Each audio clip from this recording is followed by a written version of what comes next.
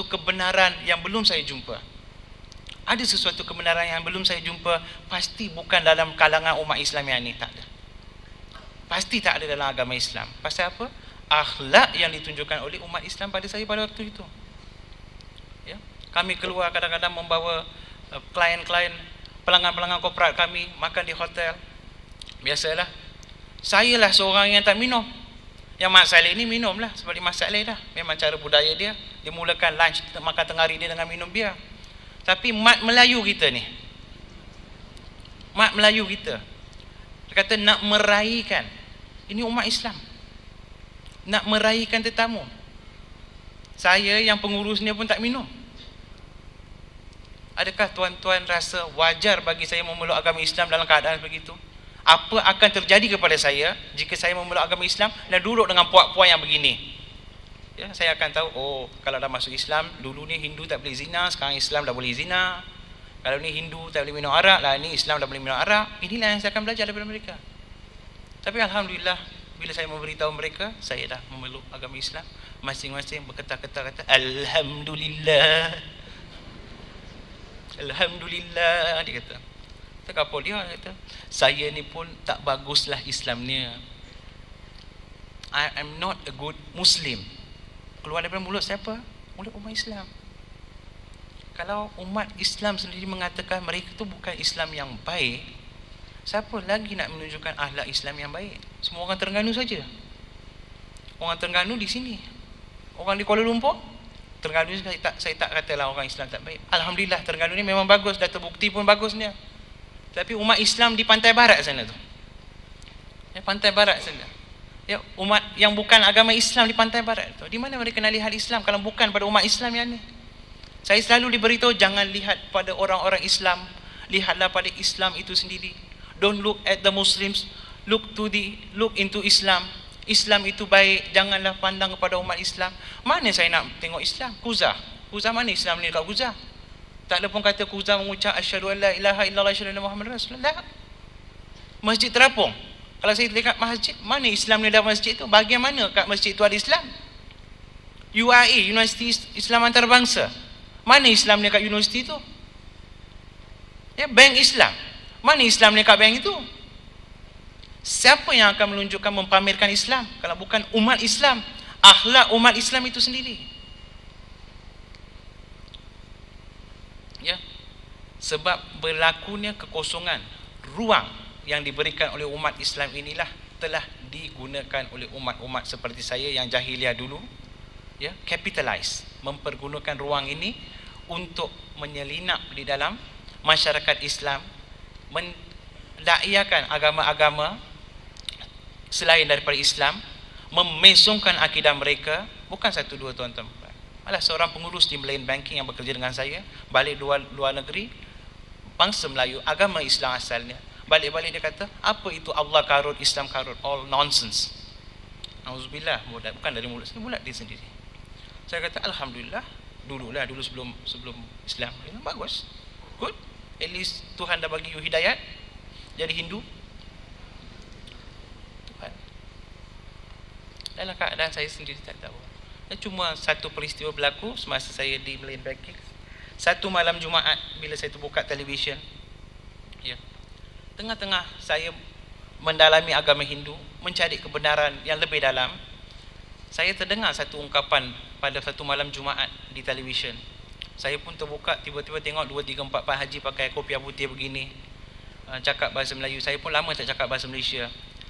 Saya pun lihat, innamal amalu binniyah. Niat saya maksud bukan nak tahu apa dia orang cakap, nak dengar bahasa untuk memperbaiki bahasa Malaysia saya.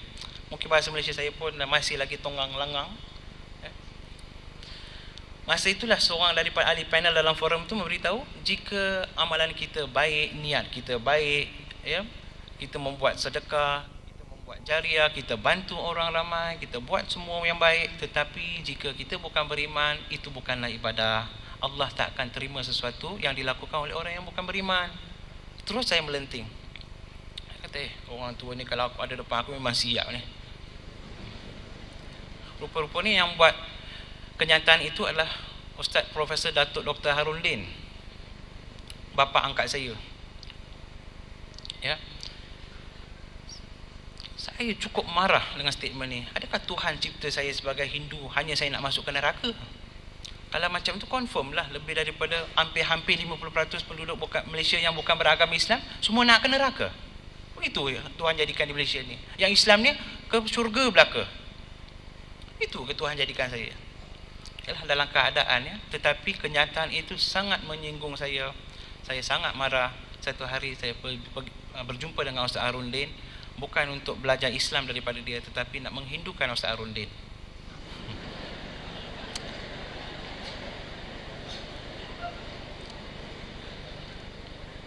Tujuan nak mengajak Ustaz Harundin kepada kebenaran.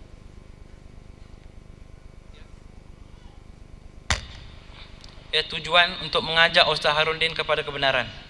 Ya, tetapi alhamdulillah, satu risiko yang saya ambil, saya tahu orang yang saya nak jumpa ni bukan calang-calang orang, bukan orang yang boleh saya permainkan tentang akidahnya, agamanya.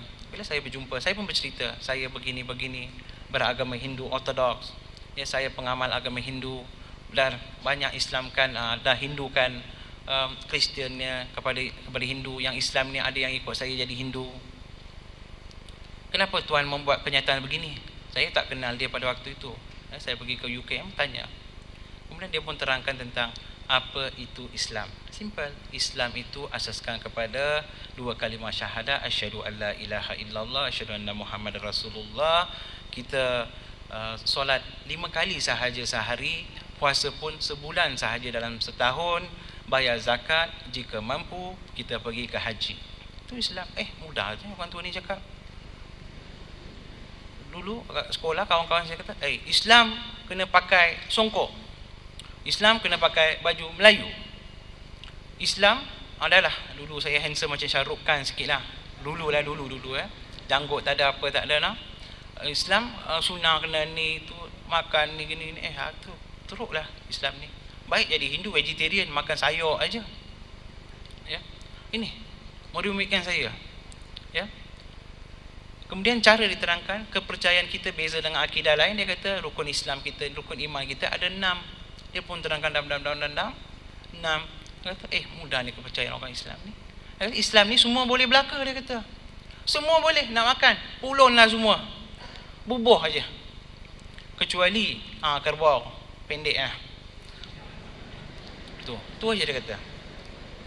Pakaian semua boleh pakai. Saya pula pakai pakaian baju sutera, mahal pula situ. Pergi jumpa dia, dia kata pakaian semua boleh pakai kecuali baju sutera laki.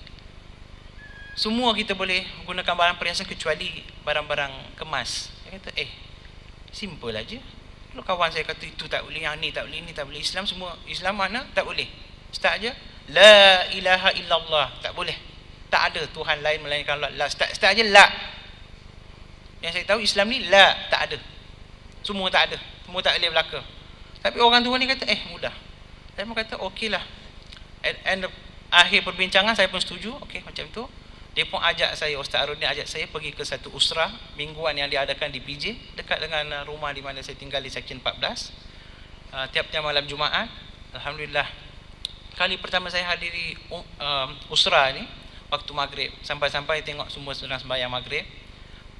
Terkedu hati saya melihat dia orang sembahyang. Bila saya dengar Ustaz Harundin baca Fatihah, kemudian dia baca surah dari ayat surah Maryam,